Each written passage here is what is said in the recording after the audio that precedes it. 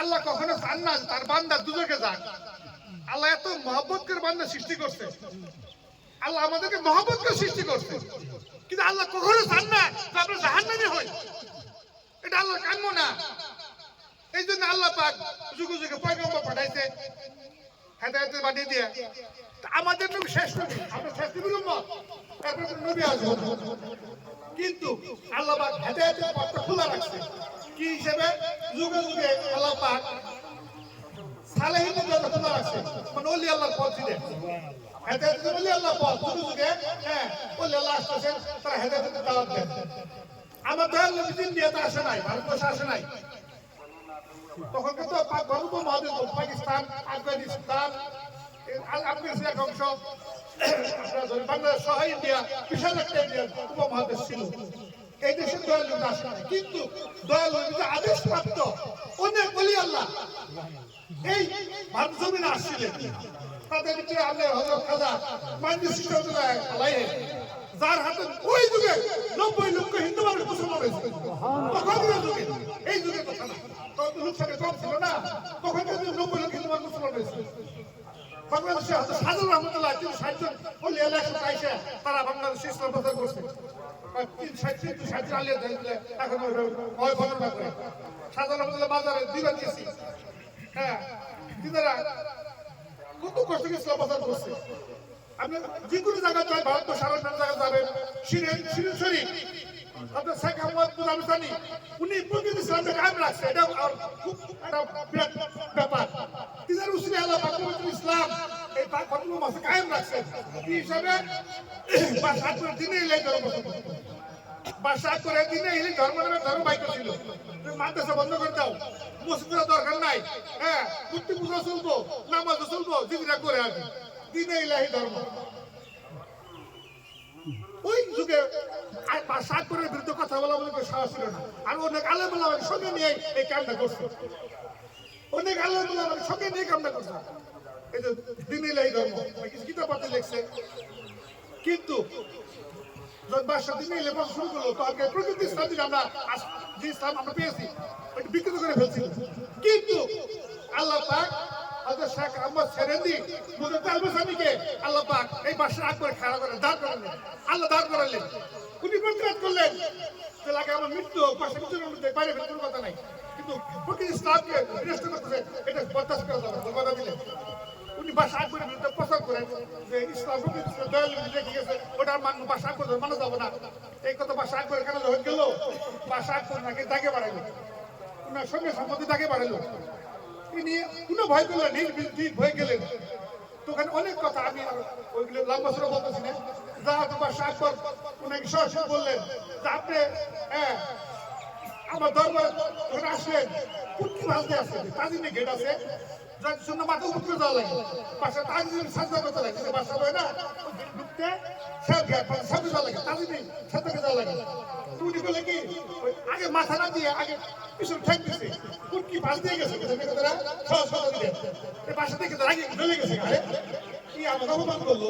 ওই দৃশ্য দেখছে, তার বাসায় সালাম আদায় নাই, বাসা তার কষ্ট করলো। আমি একজন অলি আল্লাহ ফকির, অলি আল্লাহ, আপনি আমার দরবারে আসলেন, কুটকি ভাজ দিয়ে আসলেন, আইসা আমাকে সালাম দিলেন না। তখন উত্তর দিলেন, দেখেন বাসা হয়, আমি আল্লাহকে চেষ্টা করি, দুনিয়া রাজ্য বাসাকে আমি তাজিমে চেষ্টা করতে পারবো না। দ্বিতীয়ত বললো আপনাকে সালাম দিতে পারি, কিন্তু আমি জানি আমি সালাম দিব, আমি উত্তর দিবেন না, আপনি সালাম দিলে উত্তর দিবেন না, আপনি, হ্যাঁ, উত্তর না দিলে সালামটা শুনলো আমি গুণাগার হবে, আর গুণার থেকে আমাদের বাঁচা যাবে। আরো খেপে গেছে গা, ওই কথা শুনে খেপে গেছে গা। বাসাকে আরো বললো আপনি বলো আমার দিনে বিরুদ্ধে করি। আল্লাহ কুরআন দিচ্ছে ইসলাম পরিপূর্ণ ধর্ম, হ্যাঁ, এখানে কোনো নতুনত্ব কিছু দরকার নাই, কোনো সংশোধন লাগবে না, নতুন ধর্ম প্রচার করতে সেটা আমরা মানবো না। হ্যাঁ, কথা কাটাকাটি হলো, বাসা তাকে জেলে বন্দি করলো।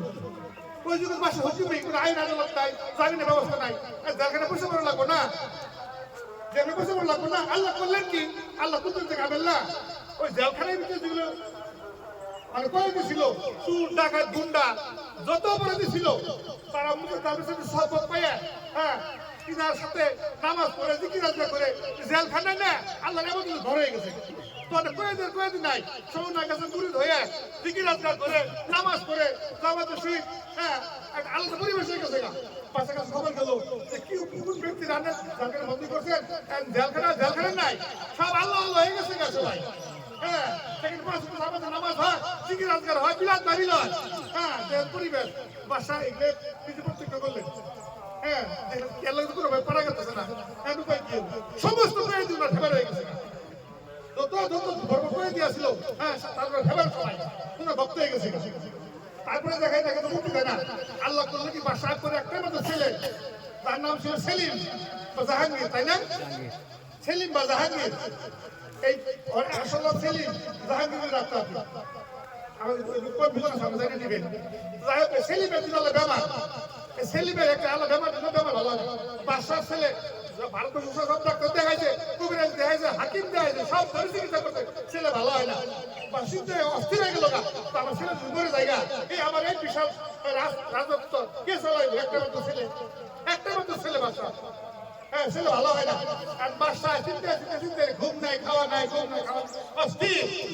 একদিন সপ্তাহে বলতেছে হে বাসা তোর ছেলেকে ভালো করতে পারবো তোমার ছেলেকে ভালো করতে পারবো ওই জেলখানে তাকে বন্দি করে একটা ফকির ওই ফকির ভালো করতে পারবো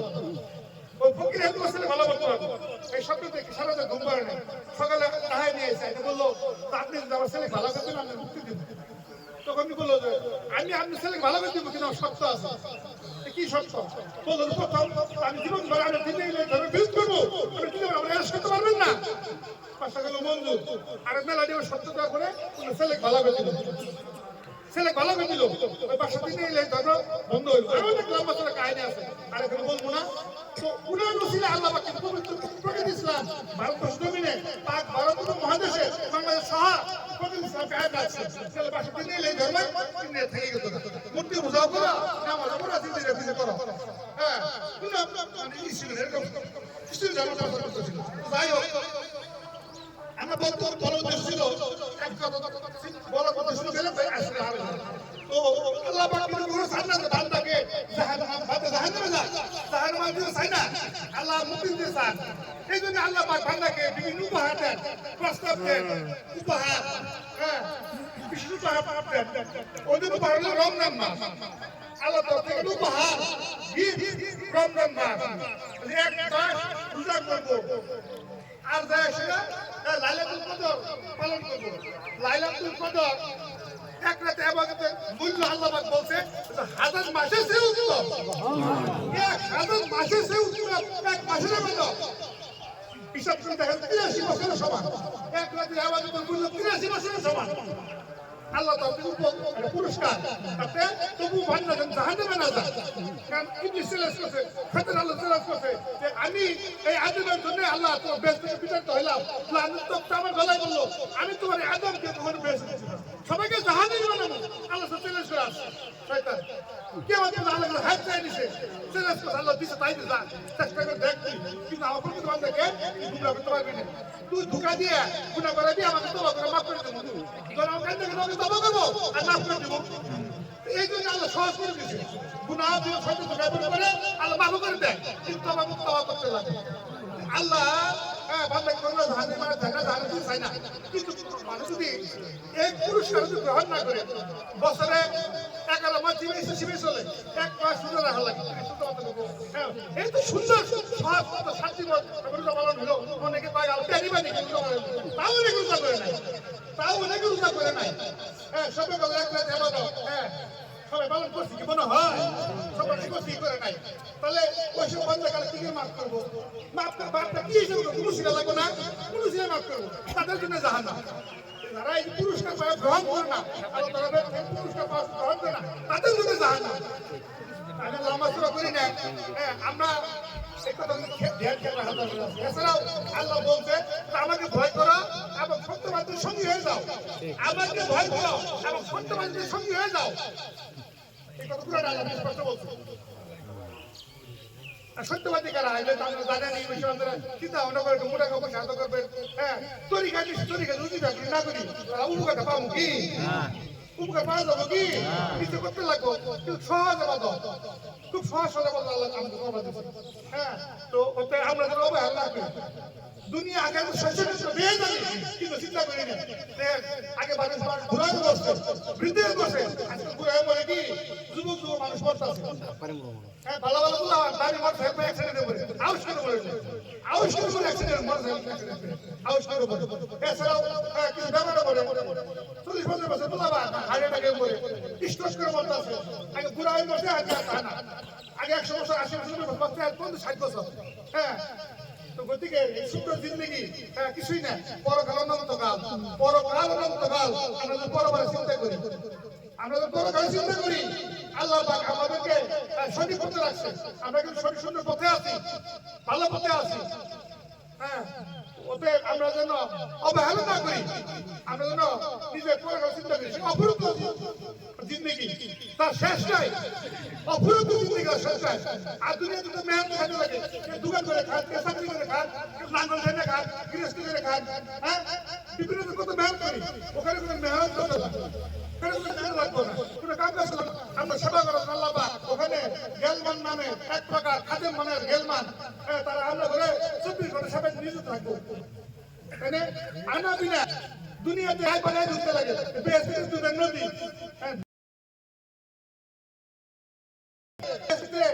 নদী আছে নদী নেওয়ার খাও দুনিয়াতে মদ হারাম আছে আল্লাহ মদ কিলো বেহুশ হবো না